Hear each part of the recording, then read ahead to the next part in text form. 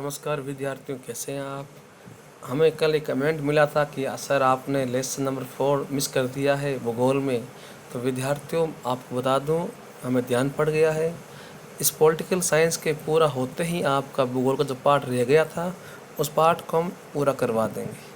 अब बीच में वो पार्ट करवाऊँगा तो आपको थोड़ा समझ में नहीं आएगा, इसलिए मैं सोच रहा हूँ पॉलिटिकल साइंस में 8 लेसन है। लेसन नंबर 5 करवाऊँगा स्टार्ट, लेसन 6, 7, 8, उसके बाद आपको मैं भूगोल का लेसन नंबर 4 करवा दूँगा। चलिए करते हैं स्टार्ट आज का वीडियो। लेसन नंबर 5, जन संघर्ष और आंदोलन। लोकतंत्र का अर्थ, लोकतंत्र मतलब एक ऐसा शासन जहाँ लोगों का शासन हो, लोगों के लिए हो और लोगों द्वारा हो। मतलब जनता का, जनता के लिए और जनता के द्वारा शासन ही लोकतंत्र है। नेपाल में उठे आंदोलन का उद्देश्य, नेपाल में 1990 के दशक में लोकतंत्र स्थापित करने के प्रयास हुए। राजा को वहाँ का औपचारिक रूप से राज्य का प्रधान मान लिया गया, परंतु वहाँ की वास्तविक सत्ता है, मतलब मेन पावर है, वो वहाँ की जनता के द्वारा जो चुने गए नेता लोग थे उनको प्रदान की गई। और नेपाल के उस समय राजा कौन थे विद्यार्थियों, ध्यान रखना, उस समय राजा थे उनके वीरेंद्र। कौन थे? वीरेंद्र। ठीक है, हाँ। उसने देश का संवैधानिक नेता बनना स्वीकार कर लिया। और वहाँ पर क्या हुई? रहस्यमय घटना हुई। ये घटना नहीं विद्यार्थियों, घटना है, लिख दिया है। ठीक है, हाँ। सब वहाँ के राजा वीरेंद्र की क्या हो गई? हत्या हो गई। तो नेपाल में एक राजनीतिक रूप से क्या हो गया? संकट पैदा हो गया। नया शासक किसको बनाया गया?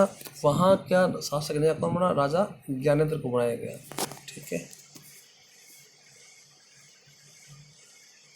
हाँ। तो फरवरी 2005 एसपी कोष ने तत्कालीन प्रधानमंत्री को ये पदस्थ करके जनता द्वारा निर्वाचित सरकार को भंग कर दिया। मतलब वहाँ के नए राजा ने क्या किया? वहाँ की सरकार को भंग कर दिया। अप्रैल 2006 में नेपाल में एक जन आंदोलन शुरू हुआ, क्योंकि वहाँ के लोकतंत्र की बेहाली चाहते। ठीक है, यह बाहरी नहीं है, बेहाली है।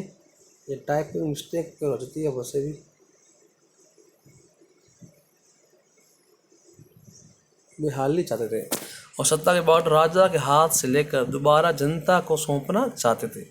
इस आंदोलन राजा को अपने उन आदेशों को वापस लेने के लिए बाध्य कर दिया जिन आदेशों के द्वारा राजा ने वहाँ की लोकतांत्रिक सरकार को समाप्त किया था। आगे नेपाल में लोकतंत्र की स्थापना कैसे हुई? नेपाल में लोकतंत्र 1990 के दशक में ही कायम हो गया। कब कायम हुआ? 1990 के दशक में। ठीक है, राजा वीरेंद्र ने संवैधानिक राजतंत्र को स्वीकार किया था। मतलब वहाँ के राजा जो थे पहले वीरेंद्र, उन्होंने क्या बोला कि हम चाहते हैं देश में संवैधानिक रूप से राज सही रहे, मतलब कानून के हिसाब से राजा वहाँ राज करेगा। राजा वीरेंद्र की हत्या के बाद ज्ञानेंद्र ने लोकतंत्र को स्वीकार नहीं किया। विद्यार्थियों, इन दोनों के नाम में कंफ्यूज मत होना।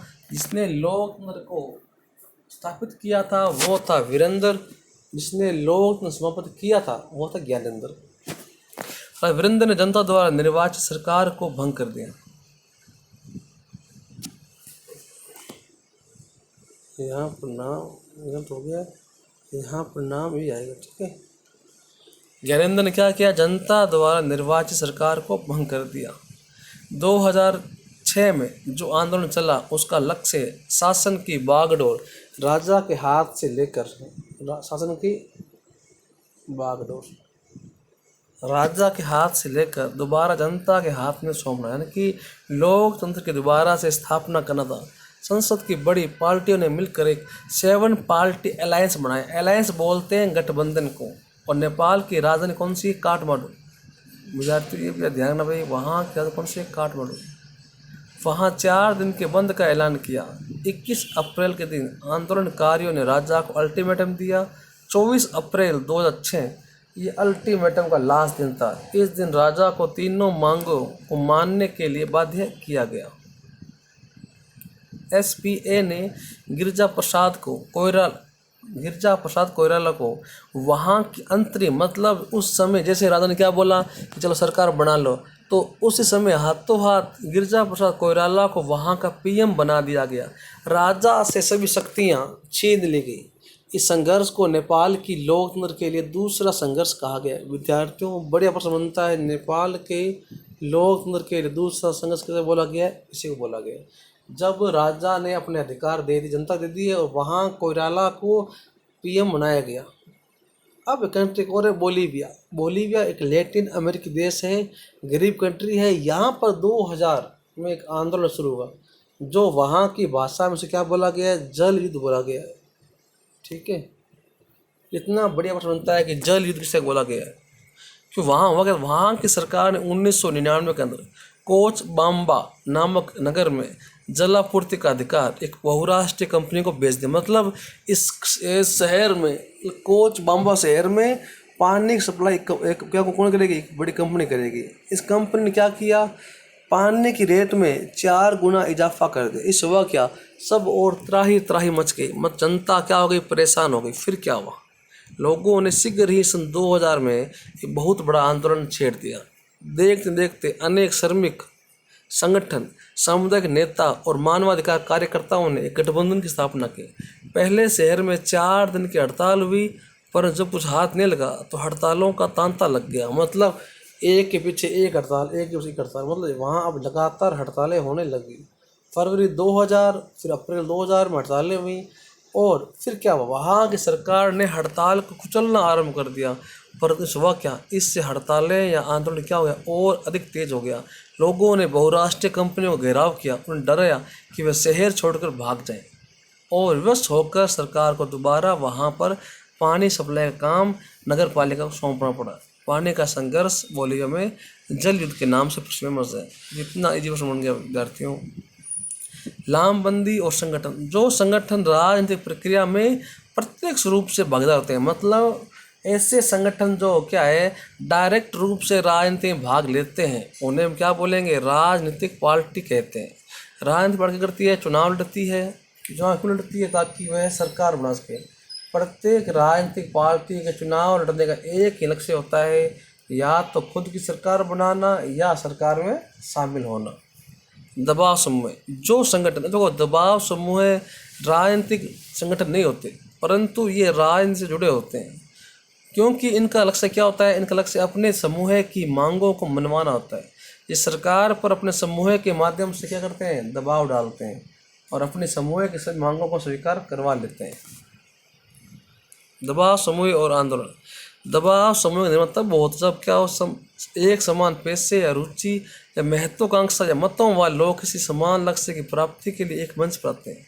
इस प्रकार के समूह अपने उद्देश्य की प्राप्ति के लिए क्या करते हैं? आंदोलन करते हैं। यह आवश्यक नहीं है हर दबाव समूह आंदोलन करे। कई दबाव समूह केवल अपने छोटे समूह में काम करते हैं। यहाँ हम इन आंदोलन के बारे में कुछ उदाहरण लेंगे। नर्मदा आंदोलन, सूचना के लिए अधिकार आंदोलन, शराबबंदी के लिए आंदोलन, नारी आंदोलन, पर्यावरण आंदोलन। ये कुछ आंदोलन है जिनको आप जन आंदोलन बोल सकते हो। वर्ग विशेष के हित समूह और जन सामान्य के हित समूह। तो पहले बात करते हैं वर्ग विशेष के हित समूह। जो दबाव समूह किसी खास वर्ग या किसी खास समूह के लिए काम करते हैं, उन्हें वर्ग विशेष का समूह बोल सकते हैं। मतलब यहाँ कोई खास व्यापार या खास काम करने वालों का समूह होता है। इसमें कौन होगा? Trade union, business association, professional, वकील संघ, डॉक्टर संघ, शिक्षक संघ इत्यादि के संघ। ऐसे समूह किसी खास बात की बात करते हैं, जैसे मजदूर, शिक्षक, कामगार, व्यवसायी, उद्योगपति, धर्म का अनुयायी इत्यादि। ऐसे समूह का उद्देश्य, मुख्य उद्देश्य क्या होता है? अपने जो मेंबर्स हैं उनकी भलाई करना, उनके हितों की रक्षा करना। अब जन सामान्य के हित समूह है। ये समूह है सभी लोगों के हित की बात करते हैं, ये सभी जनता के हित की बात करते हैं। ऐसे समूह का उद्देश्य एक होता है पूरे समाज की भलाई करना, पूरे समाज का हित देखना। उदाहरण क्या है? Trade union, student union, ex army man union इत्यादि। फिर है राजनीति पर दबाव समूह और आंदोलन का प्रभाव। तो पहला टॉपिक है जन समर्थन। दबाव समूह और उनके आंदोलन अपने लक्ष्य और क्रियाकलापों के लिए जनता का समर्थन लेने की प्रयास करते हैं। इसके लिए वे कई प्रकार का रास्ता आजमाते हैं। जागरूकता अभियान है, जनसभा है, पेटिशन है इत्यादि। ये दबाव समूह जनता का ध्यान खींचने के लिए मीडिया का भी यूज करते हैं। क्यों जानते हो, मीडिया एक ऐसा माध्यम है जिसकी बात जनता सुनती है। फिर है प्रदर्शन करना। प्रदर्शन करना किसी भी दबाव समय का एक आम तरीका है। प्रदर्शन के दौरान हड़ताल भी होती है ताकि सरकार के काम में क्या हो, बाधा हो। हड़ताल और बंद के द्वारा सरकार पर दबाव बनाते हैं ताकि सरकार किसी भी मांग की क्या है, सुनवाई करे। अब मतलब अपनी मांगों को मनवाने के लिए ही प्रदर्शन किया जाता है। फिर लॉबी। कुछ दबाव समूह सरकारी तंत्र में लॉबी करते हैं, मतलब ये अक्सर प्रोफेशनल लॉबिस्ट की सेवा लेते हैं, कई बार इश्तिहार भी चलाते हैं। इन समूह में कुछ लोग आधिकारिक निकाय और कमेटियों में भाग लेते हैं तब सरकार को सलाह दे सके। इस तरह के समूह के उदाहरण एसोचैम, नेस्कैम। अब राजनीतिक पार्टियों पर प्रभाव। दबाव समूह और राजनीतिक पार्टियों को दबाव समूह और आंदोलन इन पार्टियों को प्रभावित करते हैं। किसी भी ज्वलंत मुद्दे पर इनका खास तरह का मत होता है या सिद्धांत होता है। हो सकता है कि दबाव समूह किसी पार्टी से प्रत्यक्ष या अप्रत्यक्ष रूप से क्या जुड़ी भी हो सकती है। भारत के अधिकांश यूनियन, चाहे किसान है, चाहे मजदूर है, चाहे विद्यार्थी है, वो कहीं ना कहीं किसी न किसी रूप में कोई ना कोई पार्टी से जुड़ा होता है। इस तरह के समूह के कार्यकर्ता हैं सामान्य रूप से किसी पार्टी के कार्यकर्ता नेता भी हो सकते हैं। कई बार किसी जन आंदोलन से राजनीतिक पार्टियों का जन्म होता है। इसके कई उदाहरण हैं, जैसे असम गण परिषद, DMK, AIDMK, आम आदमी पार्टी इत्यादि। फिर असम गण परिषद का जन्म सेवा। असम में बाहरी लोगों के खिलाफ यहाँ लोगों ने छात्र आंदोलन चलाए 1980 के आसपास। वही DMK और AIDMK 1930 और 40 में चलने वाले समाज सुधार आंदोलन के कारण इनका जन्म हुआ था। आम आदमी पार्टी का जन्म सूचना के अधिकार और लोकपाल की मांग को लेकर हुआ था। अधिकांश मामलों में दबाव समूह किसी न किसी पार्टी के बीच का रिश्ता उतना प्रत्यक्ष नहीं होता। अक्सर देखते हैं दोनों क्या है, एक दूसरे के विरोध में दिखते हैं। राजनीतिक पार्टियां भी दबाव समूह द्वारा उठाए गए अधिकांश मुद्दों को आगे बढ़ाती है।